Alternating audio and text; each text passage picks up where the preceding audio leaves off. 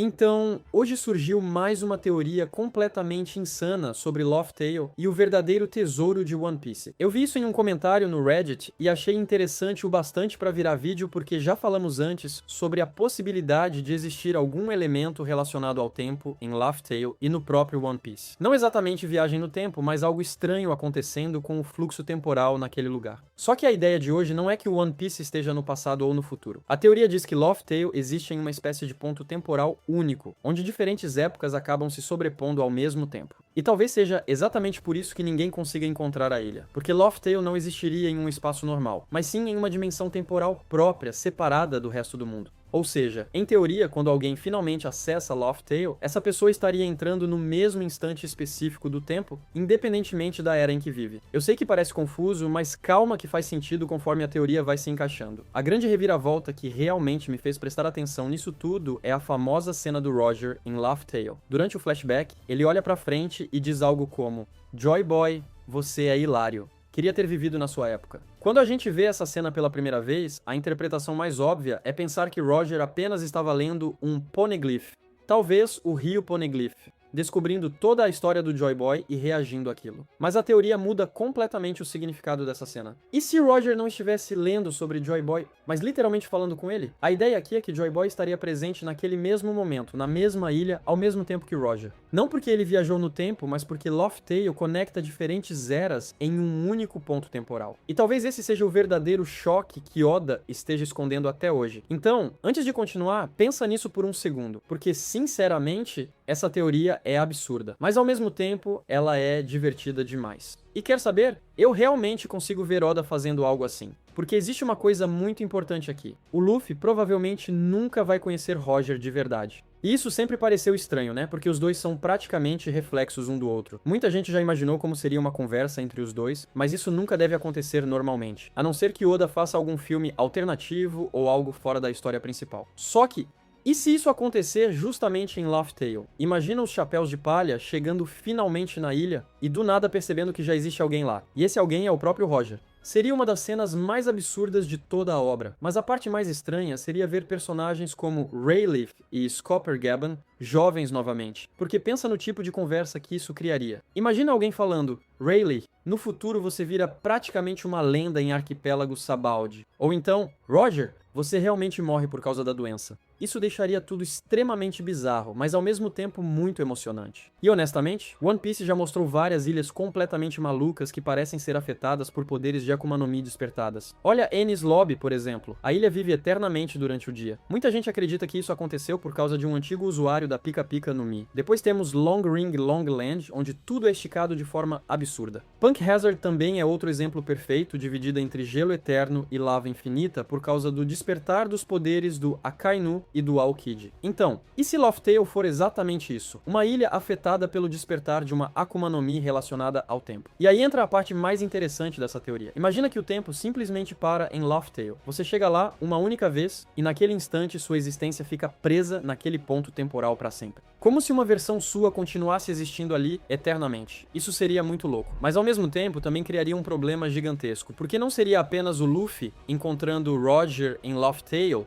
ele também encontraria o próprio Joy Boy. E aí, a coisa começa a ficar absurda num outro nível. Porque Laugh Tale deixaria de ser apenas a ilha final e viraria praticamente um salão das lendas, onde todos os grandes nomes da história acabam coexistindo naquele mesmo momento. Roger, Joy Boy, talvez até figuras de outras eras, todos presos naquele único ponto do tempo. E sinceramente, como conceito, isso é divertido demais de imaginar. Mas chega um momento em que a teoria começa a ficar insana até pro padrão de One Piece. Principalmente porque existe outra questão importante. Será que apenas o Luffy vai chegar em Laugh Tale? Porque pelo rumo atual da história, isso parece improvável. O Shanks está cada vez mais próximo dos Road Poneglyphs. O Barba Negra também. E muita gente acredita que a guerra final pode acabar acontecendo justamente envolvendo Laugh Tale. Então imagina o caos. Se várias pessoas de eras diferentes começarem a aparecer ao mesmo tempo naquele lugar, Laugh Tale deixaria de ser uma ilha misteriosa e viraria praticamente uma reunião temporal gigantesca. E esse é provavelmente o maior problema dessa teoria. Porque a ideia do Luffy encontrando Roger e Joy Boy é incrível. Ver todos eles interagindo por alguns minutos seria fanservice puro. Talvez eles conversem rapidamente, compartilhem aquele momento, e depois cada um precise voltar para sua própria era enquanto a história continua seguindo normalmente. Cara, isso seria emocionante demais. Muita gente provavelmente odiaria, mas os fãs casuais iriam enlouquecer. E honestamente, não seria a primeira vez que um anime faz algo parecido. O próprio Naruto trabalhou muito essa ideia de colocar os personagens atuais frente a frente com as grandes lendas do passado através do Edo Tensei. O Naruto literalmente conseguiu conhecer figuras históricas da própria obra. Além disso, ele e o Sasuke ainda tiveram aquela conversa com Hagoromo naquele espaço espiritual conectado ao chakra. Então, por que One Piece não poderia fazer algo parecido? Só que aí voltamos ao maior problema dessa teoria. Se Roger e Joy Boy realmente estivessem presentes fisicamente em Laugh Tale, ninguém conseguiria enfrentar eles. Pensa nisso. Se Joy Boy aparecesse junto da tripulação dele durante uma batalha pelo One Piece, acabou. Não existiria disputa nenhuma. Principalmente se pessoas como o Barba Negra tentassem colocar as mãos no tesouro. Joy Boy simplesmente destruiria todo mundo. Então isso cria uma inconsistência enorme dentro da teoria. Por causa disso, talvez a única forma disso funcionar seria se apenas o Luffy e os Chapéus de Palha conseguissem acessar esse fenômeno temporal.